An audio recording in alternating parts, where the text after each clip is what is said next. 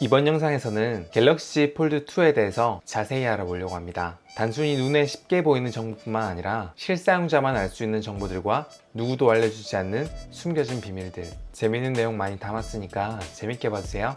안녕하세요, 테크몽입니다. 지금 제 손에 갤럭시 Z 폴드 2를 제가 가지고 있습니다. 이게 실제로 제가 여러가지 써보고 테스트를 해보니까 단순히 스펙만 좋아진 게 아니라 진짜 실사용자들만 알 수 있는 그런 아쉬운 점들이 많이 개선이 됐더라고요. 게다가 이렇게 1세대를 가지고 있으신 분들이라면 외부에 스크래치나 찍힘이 많이 있어도 상관없이 Z 폴드 2를 구입할 때 정액으로 100만원을 보상하는 또 서비스까지 운영하고 있습니다. 보통 이런 보상 혜택은 스마트폰의 상태에 따라서 가격을 다르게 책정하는데 이번 보상 혜택은 정액으로 제공한다는 게 진짜 인상적이네요. 이 정책에 대한 얘기는 잠시 후에 좀 자세히 다뤄보기로 하고 이 Z 폴드 2 제품부터 자세히 살펴보도록 하겠습니다. 그럼 지금부터 시작할게요.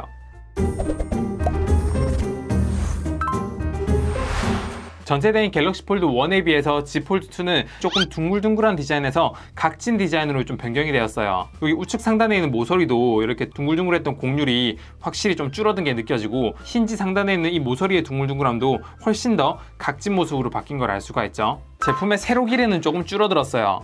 제품의 가로 길이는 5.2mm나 길어졌습니다. 그래서 저는 이 가로 길이가 길어졌기 때문에 손으로 잡았을 때 그립감이 좀 떨어질 거라고 생각을 했는데 실제로는 제품의 두께가 좀 얇아져가지고 그렇게 그립감이 떨어진다는 생각은 들지 않았어요. 다만 가로폭이 길어졌기 때문에 손이 작으신 분들은 확실히 그립감의 차이가 좀 납니다. 제가 가지고 있는 Z 폴드 2의 색상은 미스틱 블랙 색상이고 제품의 후면과 힌지 그리고 전면 디스플레이는 유광 블랙 색상입니다. 제품의 테두리인 측면은 유광이 아니라 블랙 메탈 헤어라인 처리가 돼 있어가지고 빛이 직접적으로 반사되는 디자인은 아닙니다. 전 개인적으로 유광보다 무광의 디자인을 좀 더 좋아하기 때문에 미스틱 브론즈 색상이 조금 더 예쁜 것 같아요. 카메라 부분은 전작보다 조금 더 튀어나와 있어요. 가장 큰 이유는 바로 제품의 두께가 줄어들었기 때문으로 보여요. 그리고 또 이 카메라 두께에 영향을 미치는 변화점 중에 하나가 여기 보면 카메라 측면 가운데 홀이 있는 걸 알 수가 있는데 여기에 외장 마이크가 추가된 것도 원인 중에 하나인 것 같아요. 동영상을 촬영할 때 마이크 사용하는 방향을 후면, 전면, 모든 방향 이렇게 사용할 수 있는 기능이 추가된 것도 이 후면 마이크가 추가된 덕분입니다.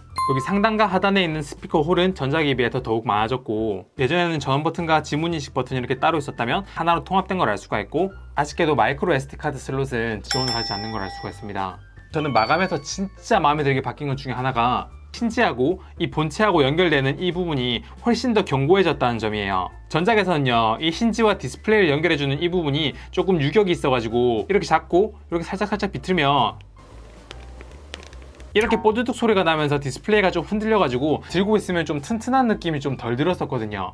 이 Z 폴드 2는 그런 문제가 전혀 없습니다. 훨씬 더 튼튼하고 안정감 있는 느낌이 들어요. 그리고 역시 Z 폴드 2에서 가장 만족스러운 부분이라면 역시 외부 디스플레이죠. 전작은 4.6인치의 태평양 같은 베젤이 테두리에 이렇게 둘러싸고 있었다면 이번에는 디스플레이 크기가 6.23인치가 되었고 바탕화면의 가로로 기본 아이콘의 개수가 기존에는 3개였는데 이제 4개로 한 칸 더 늘어났고요. 요 세로로 배치할 수 있는 아이콘 간격은 기존에도 이렇게 5개였고 지금도 5개 이렇게 동일한데 이제 설정에서 5개로 할지 6개로 할지 선택이 가능하게 됐고요. 화면을 스크롤해도 같이 이동하지 않는 하단 독바가 이렇게 추가가 돼서 이제 커버 디스플레이만으로도 진짜 스마트폰이라고 할 만한 크기가 됐습니다. 게다가 이제 테두리 부분을 자세히 보시면 별도의 보호 필름이 기본적으로 부착되어 있는 걸 알 수가 있는데 별도로 사서 보시는 거랑 기본적으로 붙어서 나오는 거랑 완전히 다른 얘기잖아요. 섭섭지 않게 붙여줬네요. 오른쪽에 있는 게 갤럭시 S10이고 6.1인치인데 Z 폴드 2가 6.23인치니까 인치로 따졌을 때는 폴드 2가 디스플레이가 더 큽니다. 물론 화면 비율은 세로로 좀 더 긴 비율이긴 하네요. 폴드를 가장 폴드답게 사용하려면 역시 펼쳤을 때죠.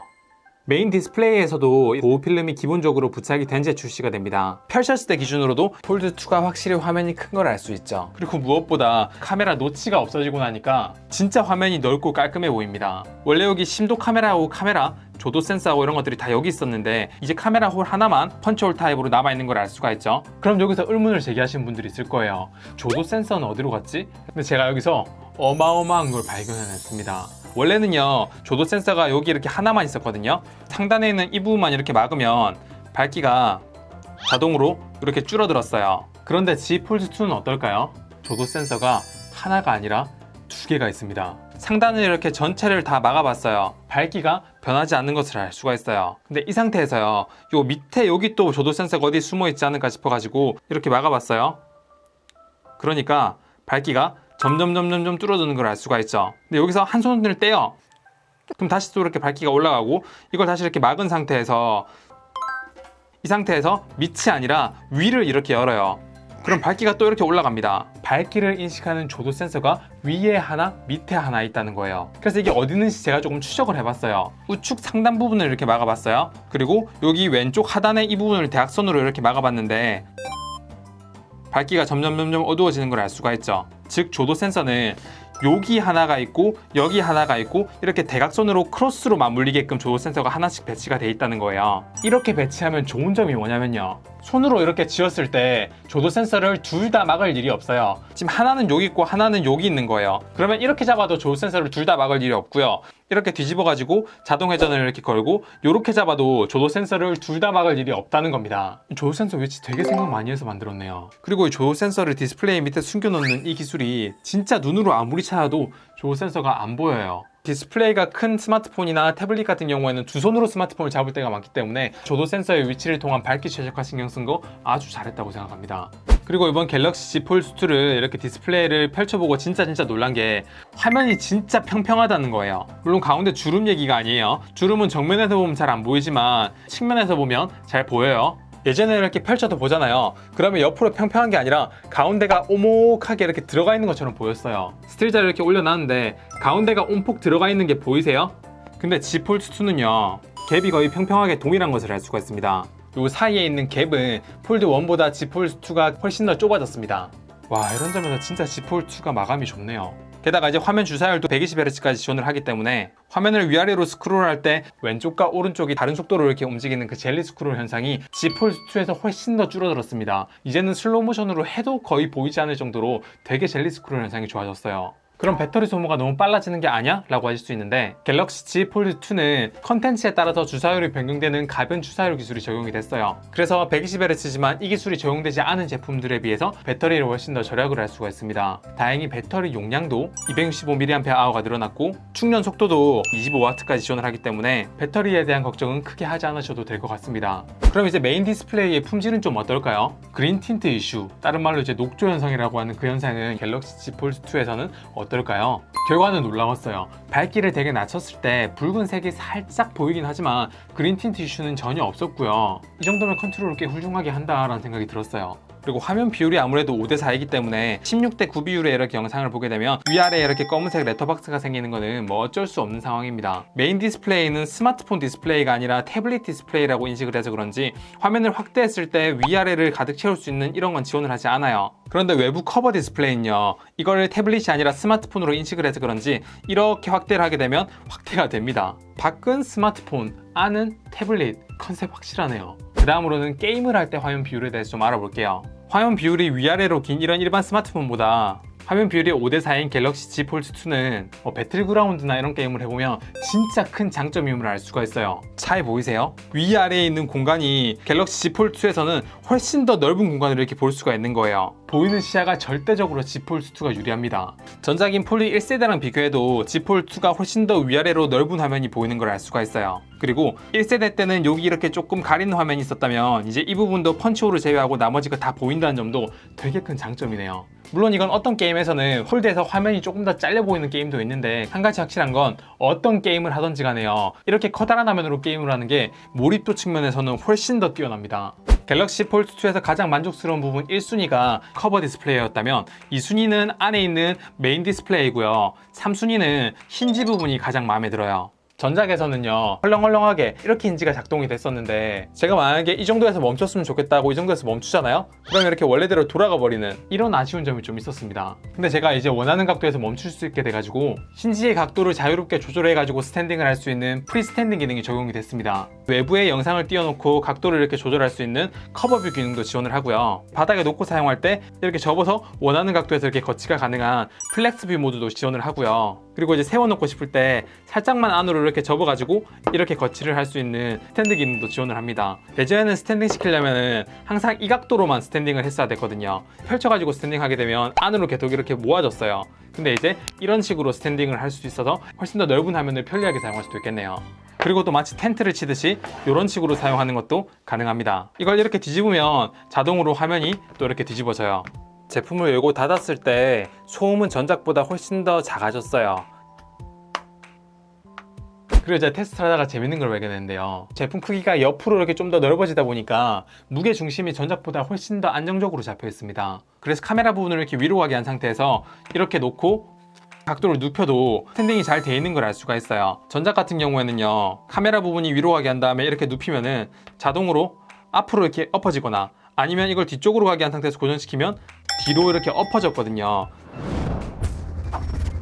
그리고 이번 갤럭시 Z 폴드2는 전작과 마찬가지로 멀티태스킹 기능을 지원을 하는데요. 더 업그레이드된 부분이 있습니다. 여기 있는 엣지 패널을 당겨가지고 인터넷을 띄우고요. 여기에서 메시지를 길게 누른 다음에 위로 드래그를 해가지고 위쪽에 띄우고요. 플레이 스토어를 이렇게 누른 다음에 위로 드래그를 해서 이렇게 드래그 앤 드롭 방식으로 사용할 수 있는 거는 전작과 동일합니다. 근데 이번에서 바뀐 점은 뭐냐면요, 엣지 패널을 당긴 다음에 밑에 있는 설정에 들어가서 오른쪽 위에 메뉴에 들어가면 한 번 눌러서 분할 화면으로 바로 열 수 있는 이런 기능이 추가됐어요. 이렇게 설정하게 되면 메시지 띄우고 인터넷 띄우고 플레이스토어 띄우고 이런 식으로 한 번 눌러서 멀티태스킹이 가능합니다. 물론 한 번 눌러서 설정을 해도 드래그 앤 드롭 해가지고 원하는 위치에다가 할 수 있는 거는 동일하고요. 단 이렇게 설정하게 되면 한 번 눌러서 전체 화면으로 띄우는 거는 할 수는 없겠네요. 4분할을 할 수 있었으면 좋았을 텐데 라는 생각이 드신 분도 계실 텐데 4분할을 직접적으로 지원하지 않지만 팝업을 같이 사용하게 되면 어느 정도 흉내는 낼 수가 있어요. 인터넷을 여기다 이렇게 띄울게요. 가운데 올리면 팝업으로 뜨는데 이 상태에서 옆에 이렇게 끌게 되면 아쉽게나마 4분할을 흉내는 낼 수 있습니다. 삼성전자에서 이걸 업데이트를 통해서 빨리 4분할도 해줬으면 좋겠네요. 다만 이제 큰 화면과 작은 화면을 언제든지 이렇게 스위칭은 할 수가 있고요. 자주 쓰는 패턴이 있다면 가운데 버튼을 눌러서 자주 쓰는 앱들을 이렇게 묶어서 한 번에 이렇게 다 띄울 수도 있습니다. 예를 들면 이렇게 인터넷을 띄우고 삼성노트를 띄웠다고 해볼게요. 그림을 이렇게 따왔어요. 그러면 이 그림이 그대로 이렇게 넘어오는 걸 알 수가 있죠. 엑셀, 파워포인트, 워드와 같은 MS 오피스 앱들하고도 드래그 앤 드롭을 지원을 합니다. 엑셀에서 이렇게 차트를 만든 다음에 이거를 드래그 해가지고 위에 있는 파워포인트로 이렇게 옮기는 것도 가능하다는 얘기예요. 그리고 이렇게 내 파일을요, 하나, 두 개를 띄운 다음에 왼쪽에서 오른쪽으로 드래그 앤 드롭은 아니지만 파일 이동이나 복사는 가능합니다. 꾹 눌러가지고 드래그 앤 드롭은 안 되는데 이 상태에서 복사를 누르면 바로 여기에 복사가 활성화되는 걸 알 수가 있죠. 다만 같은 앱 여러 개 실행하기는 일부 앱에서만 지원을 합니다. 참고로 마이크로소프트 오피스는 워드, 엑셀, 파워포인트가 하나로 통합된 앱으로 이걸로 엑셀, 파워포인트 같이 다른 종류의 앱을 동시에 실행할 수 있지만 엑셀 같이 같은 종류의 앱 두 개 띄우는 건 지원하지 않습니다. 이걸 사용하려면 통합된 MS 오피스가 아니라 별도의 엑셀 앱을 받으면은 이렇게 엑셀 같이 같은 종류의 앱을 실행시킬 수가 있으니까 참고하세요. 그리고 이걸 또 궁금해하시는 분도 계실 것 같아요. 메인 디스플레이 말고 바깥에 있는 커버 디스플레이에서도 멀티태스킹이 되나요? 이렇게 2분할까지는 지원을 합니다. 그 다음으로 설명드릴 거는 바로 태블릿 모드예요. 태블릿 모드는 안쪽에 있는 큰 메인 디스플레이를 최대한 활용하기 위해서 효율적으로 아이콘들을 배치하는 그런 기능인데, 디스플레이 설정에서 밑에 보면 화면 레이아웃 및 크기에 들어가게 되면 일반 모드가 있고 태블릿 모드가 있어요. 예를 들어 내 파일에서 일반 모드는 이렇게 뜨는데요, 태블릿 모드로 설정을 하고 나면 내 파일을 눌렀을 때 왼쪽에 눌렀을 때 오른쪽의 결과를 볼 수 있도록 이렇게 레이아웃이 변경되는 걸 알 수가 있습니다. 카메라의 경우에는 후면에 3개, 커버 디스플레이에 1개, 메인 디스플레이 쪽에 이렇게 1개로 총 5개가 있습니다. 갤럭시 폴드 1하고 비교했을 땐 카메라는 거의 다 동일한데 후면에 가운데 있는 이 메인 카메라가요, 전작처럼 가변 조르기를 지원하지 않지만 센서의 크기가 조금 더 커졌어요. 그래서 사실 이번 Z 폴드 2에서는 카메라의 성능은 거의 변한 게 없다라고 느껴서 좀 아쉽다고 생각할 수도 있는데, 소프트웨어 업데이트가 정말 눈에 띄게 변해가지고 카메라가 많이 업그레이드 된 것처럼 느껴집니다. 그 가장 큰 원인은 커버 디스플레이를 잘 활용할 수 있게 됐다는 점이에요. 자, 카메라를 띄워 놓은 다음에요, 왼쪽 위에 보면 여기에 온, 오프라고 되어 있는 걸 이렇게 온으로 하게 되면요, 반대로 이렇게 돌렸을 때 이 화면이 이렇게 보이는 걸 알 수가 있어요. 즉 커버 디스플레이에서도 화각을 확인할 수가 있고 메인 디스플레이에서도 화각을 확인할 수 있다는 점이에요. 단 이 기능에서 커버 디스플레이는 터치가 안 되고 단순히 미리 보기만 지원합니다. 촬영하는 카메라는 여기 있는 화질 좋고 센서 크기 큰 후면 카메라를 이용해서 촬영이 가능하다는 점입니다. 그리고 후면 카메라가 훨씬 더 화각이 넓거든요. 여기 외부에 있는 셀프 카메라만 이용하면 화각이 이 정도고 넓혀봐야 지금 이 정도까지밖에 안 늘어납니다. 내부에 있는 셀프 카메라도 화각이 되게 넓어 보이긴 하는데 화각을 넓혀도 화면이 크지 실제로 화각은 크게 넓지가 않아요.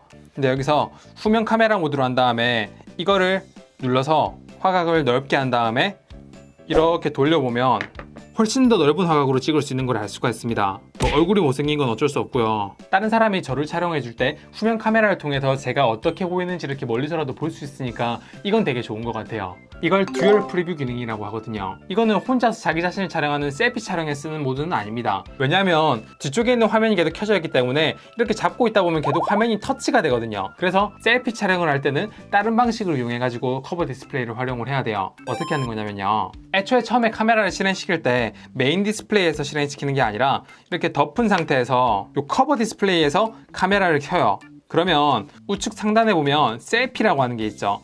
이걸 누르면 후방 카메라로 셀피 촬영이라는 모드가 있어요.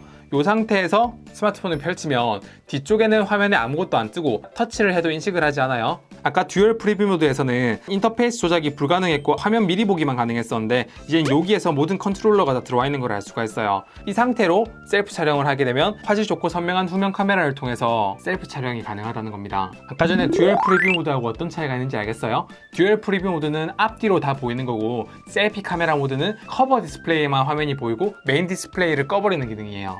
간단히 차이를 요약하면 이렇게 되겠네요. 카메라에 추가된 기능이 하나가 더 있는데 바로 자동 프레이밍 기능이에요. 이거는 사진 찍을 때가 아니라 동영상을 찍을 때 사용하는 기능인데요. 이 자동 프레이밍 기능은 주로 삼각대에 놓고 촬영할 때 좀 유용하게 쓸 수가 있는데, 이 기능을 켜놓고 동영상을 찍잖아요. 그러면 화면 안에 있는 얼굴을 인식해가지고 동영상을 확대, 축소 이런 걸 자동으로 지원을 해주는 기능입니다. 사람이 한 명 있다가 두 명 있거나 세 명 있거나 하게 되면 화각이 더 넓어져가지고 훨씬 더 답답하지 않고 넓게 보이게, 그리고 사람들이 빠지게 되면 그 한 명을 강조하기 위해서 확대해주는 뭐 이런 기능입니다. 근데 이게 사실 처음에 보면 되게 대단한 기능이고 카메라가 와 이렇게 움직인다라고 생각할 수도 있는데, 알고 보면은 초광각 카메라로 영상을 찍은 다음에 확대를 하거나 축소를 하거나 그런 기능이에요. 그래서 영상을 찍은 다음에 나중에 후보종으로 확대, 축소, 이동을 할 줄 아시는 분들은 이 기능이 꼭 필요하지 않을 수도 있는데, 촬영하면서 자동으로 이렇게 왔다 갔다 하는 걸 해줬으면 좋겠다고 생각하시는 분들은 이 기능을 되게 재밌게 쓸 수는 있을 것 같네요. 제품의 스피커는요, 이렇게 접었을 때 기준으로 상단에 하나, 하단에 하나 이렇게 총 2개가 있습니다. 그리고 전작과 비교했을 때 스피커 품질이 훨씬 더 많이 향상이 됐습니다. 일단 설정에서 돌비 앰모스를 켠 상태에서요, 폴드 1하고 Z 폴드 2하고 소리도 한번 비교를 한번 해볼게요.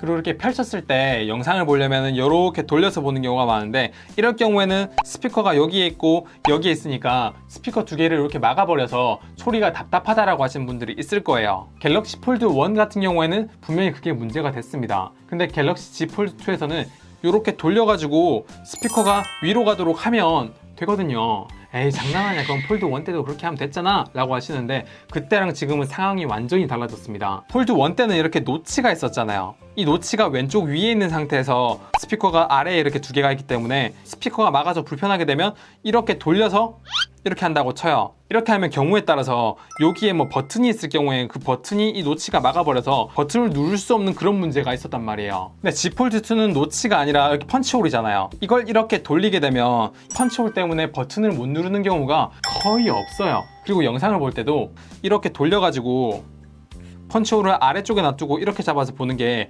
훨씬 더 보기 편해요. 왜냐하면 어차피 손이 약간 이 부분을 가리기 때문에 이게 훨씬 덜 거슬리는 느낌이 들거든요. 단 뒤집어 사용하면 볼륨 버튼이 아래로 가서 볼륨 조절은 다소 불편할 수 있겠네요. 뭐 제품의 성능이야 스냅드래곤 865 플러스가 탑재되었고 램은 12기가나 되기 때문에 고사양 게임뿐만 아니라 여러 개의 멀티태스킹을 하기에도 전혀 부족함이 없는 성능이긴 해요. 다만 이제 저장 공간은 512기가를 지원하지 않고 256기가까지만 판매한다는 점, 그럼에도 불구하고 전작과 마찬가지로 마이크로 SD 카드를 삽입할 수 없다는 점은 확실히 좀 아쉬운 부분이긴 하고요. 그래서 이쯤 되면은 갤럭시 폴드 1을 가지고 계신 분이라면 이거 팔고 갤럭시 Z 폴드 2로 넘어가고 싶으신 분들 분명히 많으실 거예요. 9월 10일부터 9월 11일 이틀간요, 갤럭시 폴드 5G 특별 보상 프로그램이 이제 곧 실시가 될 겁니다. 갤럭시 폴드 1세대를 가지고 계신 분들이 갤럭시 Z 폴드 2, 즉 2세대를 구입하게 되면요, 선착순 10,000명에 한해서 100만 원을 보상해주는 그런 프로그램이에요. 도난 분실 제품이 아니고 전원이 안 켜지거나 카메라가 고장이 났거나 그런 상태가 아니라면 모두 다 100만 원을 지급합니다. 자급제 모델이어도 되고 통신사 모델이어도 상관이 없습니다. 뭐 구성품 상관없어요. 요 본체만 반납하시면 됩니다. 신청하는 방법은 갤럭시 폴드 1으로 삼성닷컴 홈페이지에 들어가가지고 신청하는 거예요.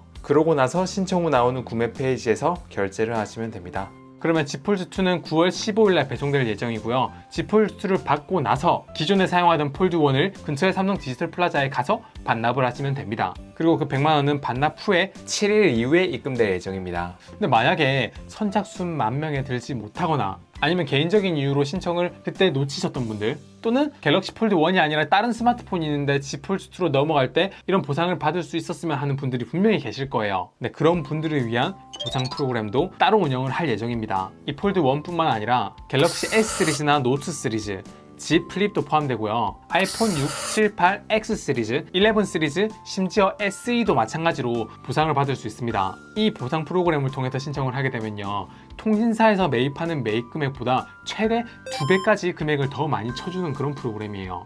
그래서 이제 길고 긴 영상의 마무리를 좀 해보자면요, 갤럭시 Z 폴드2는 제가 리뷰한 스마트폰 중에서 가장 완성도가 높은 스마트폰이었어요. 사실 처음에 갤럭시 Z 폴드2에서는 S펜을 지원할 거라는 얘기가 좀 돌았었는데 그 S펜 지원 안 한다는 얘기 듣고 전 이거 크게 기대 안 했었거든요. 근데 기대했던 것보다 훨씬 더 높은 완성도로 나와가지고 저 리뷰하면서 되게 많이 놀랐습니다. 이 제품의 단점들을 제가 한 번에 몰아서 나열을 하자면, 국내 기준으로 512GB 미지원, 외장 SD카드 미지원, 튀어나온 카메라, 방수방진 미지원, S펜 미지원, 조금 늘어난 무게, 뭐 요 정도가 있는데 업그레이드된 부분에 비하면 가격도 전작과 비슷하고 보상 프로그램까지 생각하니까 진짜 이번에 잘 만들었다는 생각밖에 안 듭니다. 뭐 요 정도 퀄리티로만 나와준다면은 진짜 많은 분들이 만족하면서 사용할 수 있을 것 같습니다.